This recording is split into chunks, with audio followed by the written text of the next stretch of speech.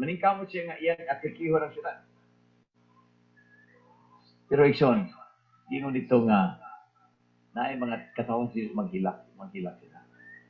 Before niya silutan ang mga daotan, iyang ipakita ikson kaning ginatawag nga, na ay panoramic view dito sa taas. Makita gyud nila, ang tanang tao makakita gyud sila. Nganong tuwa sila sa gawas, o katong nga naman nga naa sa sulod. Ipakita sa Dios yun, ganong naa sila sa sulod, o katong mga tao nga naa sa gawas. Tungod kay gitagaan sila opportunity, wala nila gidawat. Wala nila gidawat si Kristo. Mo'y hinungdan siya nga tuwa sila sa gawas. So karon, sa panahon nga atakihon sa yawa ang syudad, ipanaog sa Dios ang kalayo. Una na ni Misyon naa kay mga minahal sa kinabuhi, nga na makita nimo sa gawas. Naa kay mga igsoon, naa kay mga parente, naa kay mga higala. Unsa may imo na siyang ginatanaw. Usa nga daghang mga tao hilak gyud sila. Mo nagingon nga final reunion. Ato ni sabto ning suog nga naman. Dili na to kagustuhan nga atong mga minahal sa kinabuhi na gawas kinatang tanan sa sulod. Para dili na ta maghilak. Pero may tabog na igsoon nga maghilak yun. Nga naman, doon na yung mga tao na naa sila sa gawas. Dili sila makasunod. O silutan sa Diyos ang katong mga tao na wala madawat sa iya, labi na wala magsunod sa kahayag nga iyang gihatag. So manayson nga kinahanglan kamot no? Si Kristo ang atong abogado, siya ang maghuhukom, sigurado gyud ang atong kaluwasan. Pero kung dili na to siya ginasunod. Di ba, gingon dito sa Biblia nga, if ye continue in my word, kung imong padayonon ang pagtuman sa pulong sa Dios, ye are my disciples. Mahimutang katawahan niya. Pero kung wala ta magsunod sa pulong sa Dios, dili ta mahimong katawahan niya. No? Dili ta mahimong katawahan. Usa, last lection nga, gingon niya din sa Jude 1:3, okay? Lagi mo siya, Beloved, when I gave all diligence to write unto you of the common salvation, it was needful for me to write unto you and exhort you that you should earnestly contend for the faith which was once delivered unto the saints. Kining contend, exhort mo ni siya ang strive. Kanang maningkamot ka ba? Kinahanglan na maningkamot na sa pagtuo nga atong gihawiran. Di nga ang pagtuo nga gihatag sa Dios dili mawala. Kinahanglan ato ng kuptan pag-ayo. Kay maabot ang panahon ni Soon, mawala na siya kung kwaon sa kaaway. Naging siya ni Pinadayago, 3:11, Behold, I come quickly. Hold that fast which thou hast, that no man take thy crown. Kinahanglan ang korona nga gitagana sa Dios sa ato, dili na siya mawala. Mawala na igsoon kung di nato siya ginasunod. Kinahanglan gyud nga magbati naman ang Ginoo. Akong gisulti niyo ganiha nga sa iyang pagbalik, doon ay ginatawag nga first resurrection. Pero doon na po ay ginatawag nga special resurrection. Siguro na may bagay sa karakanan. Doon ay ginatawag nga special resurrection. Nagsaad si Kristo kang Caiaphas. Si Caiaphas ang high priest sa unang panahon, di ba? Si Caiaphas mo na siyang high priest. Gisintensyahan ni Caiaphas si Kristo. O si Kristo gilansan sa krus. Ningan si Kristo kang Caiaphas, you will see the Son of Man coming in the clouds of heaven. Now si Caiaphas namatay, dugay naman to siya, namatay. Sa unsa paagi makita ni si Kristo, panahon siya before Christ will descend from heaven. So si Kristo sa di pa mo kanaog sa langit, si Caiaphas, panahon siya. So doon ay mga tao nga panahon sa Dios before Jesus comes the second time. Now, kinsa man ni mga tao isul nga banhawon niya. Mo ning akong i-explain sa inyo nga kining health message importante ni. Kay konektado ni isun sa atong kaluwasan. Katong mga tao nga banhawon sa Dios.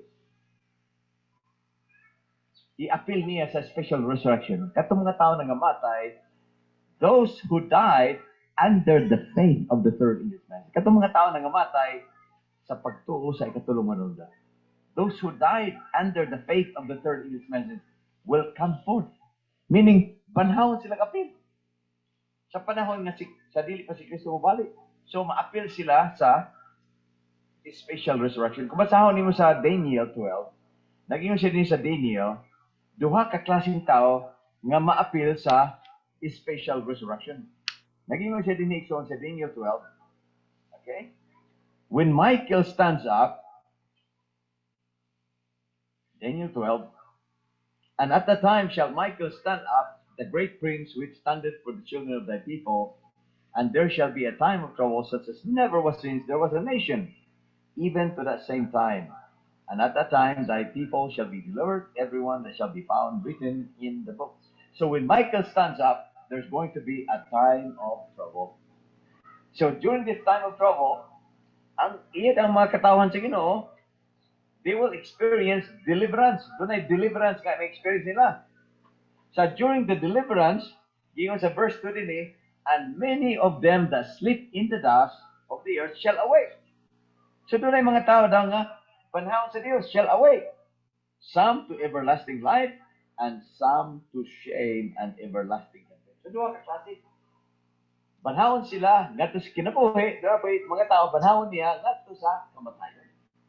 So duha, dinigingon sa Revelation 1, kung basahon ni mo din isol sa pinadayag, nasa gingon din nga kadto daw mga tao nga naglansang sa Dios, makita nila si Kristo. Gingon din sa Revelation chapter 1 verse 7. Behold, he cometh with clouds, and every eye shall see him, and they also which pierce him, and all kindreds of the earth shall wail because of him. So, katong mga tao iso nga naglansang sa Dios, panahon po, apil siya banhaw ni special resurrection. Aron makita nila si Kristo. Pero mangutan ako sa iyo, kay wala ni siya yun. Kini nga klase, lahi ni siya nga topic, no? This is another topic. Pero wala ni siya masabti sa kadaghanan, labi na sa mga Adventista karon. Alam mo na nga usa lang yun ang resurrection. Doon ay special. Nga naman ginganlan may special. Kay mo ni sila mga tao nakadawat sa third angel's message. Ang third angel ison gihatag sa 1844. O katong mga tao nga nangamatay sila sa diha nga ilang gidawat ang third angel's message, nagmatinmanon sila sa adlaw pagtakado, nagmatinmanon sila sa health. Unsa may right arm of the third angel? Mo na siya ang katong health message. Kung sila nagmatinmanon, they will be included in the special resurrection. Mangutan ako sa inyo, kung gitagaan mo sa mensahe sa health reform, o nagmatinmanon mo, unya, tanang kita, mahitabo nga namatay gyud ang tao, namatay ang tao. Then, kanang tao nga namatay, nagmatinmanon sa 30 years message, maapil na siya sa special resurrection. Pero pananglitan, itagaan ka og kahayag sa Dios. Sa adlang Sabado, health reform, itagaan ka. Kunya namatay ka. Maapil ka sa special resurrection. Dili, di ba? Kay katurumang tao nga nangamatay sa pagtuo sa mensahe sa ikaturumang. Now, kung itagaan ka sa health message, imong gisalikway. So di ka maapil. Imong gisalikway na maapil ka sa pagbalik sa Ginoo. Sa iyang pag-ani sa Dios kaya na may resurrection na mahitabo. Maapil ka. Mo na kinahanglan sabto na tigsoon. Gingon din sa Juan, before we close, no? Gingon sa Juan din igsoon. Juan, let's go to John.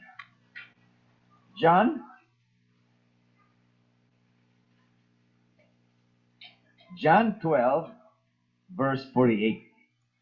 Gingon din igsoon,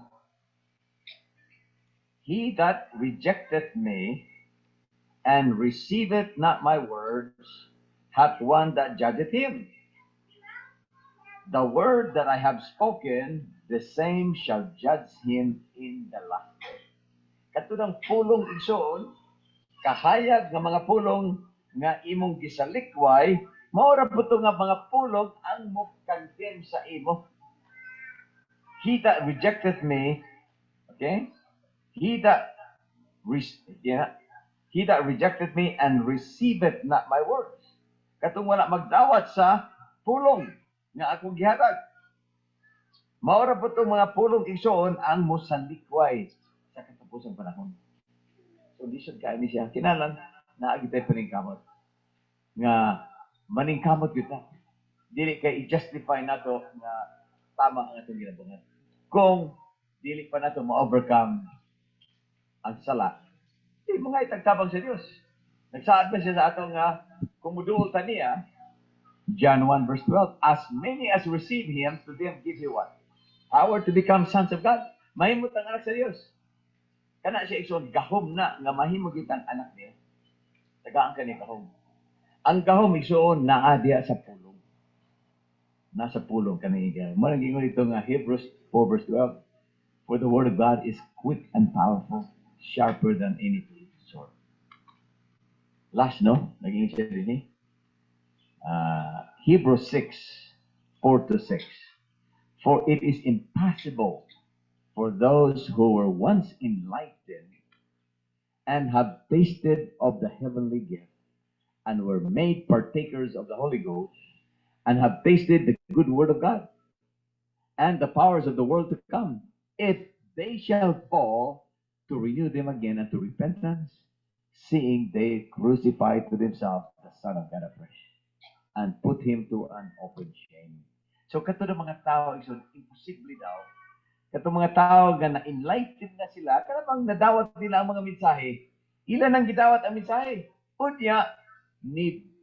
Ila pang they have tasted of the heavenly gift. Na tilawan pa nila yun ang langit nun ng mga panalangin. Unya, natilawan pa nila igsoon ang gahom sa Espiritu sa ilang kinabuhi. Unya, kung mabalik daw sila sa kalibutan. Kung mabalik, mabackslide sila, balik sa kalibutan, kung sila mahitabo igsoon, mura raw na nga imong gilansang si Kristo. Mura na imong gilansang si Kristo. Busa maning kamot ay igsoon nga magbati naman kita. Kay kung na-overcome na nato ang sala, balik lang gyapon ta sa atong kinabuhi nga daan. Mura ra na igsoon nga atong gi-crucify si Christ. Mo nagingon din sa Hebrews 10:26 to 27. Nagingon siya din igsoon, for if we sin willfully after that we have received the knowledge of the truth, there remaineth no more sacrifice for sin, but a certain fearful looking for of judgment, and a fiery indignation which shall devour the adversaries. Kung ato yun na siyang supakon, kana bang nakasayit na kas kamtuoran, kasayit ka nga sala na siya, kung imo gina siyang himuon, if you sin willfully, ang sabi taboy son, there is no more sacrifice for sin. Meaning, ang sala nga imong gimoy soon, may mo ng sala nga tus kamatayan. Doon ka klaseng sala eh. Doon ay sala igsoon nga di mapasaydo, doon ay sala nga mapasaydo. Ang sala nga makasala ka atabangan sa Ginoo, pasaylo niya, pero sala kani nga dili mapasaylo mo ng sala igsoon sa espiritu. Ngano man ang sala sa espiritu dili mapasaylo. Duha ka klaseng sala gingon sa 1 John. Ingon siya ni, there is a sin not unto death, there's also a sin unto death. Sala daw nga paingos kamatayon ug sala pod nga dili kamatayon. Ngano man nga dili mapangiyo ang pasaylo. Okay. Gingon na sa 1 John 5. Naging siya din sa 1 John 5. Verse 16. If any man see his brother sin a sin which is not unto death, he shall ask, and he shall give him life for them that sin not unto death. There is a sin unto death, and I do not say that he shall pray for it. So kung kita daw makasala igsoon, basta dili lang sala nga ngatos kamatayon, gingon niya mangayo pa datag pasaylo. Kung di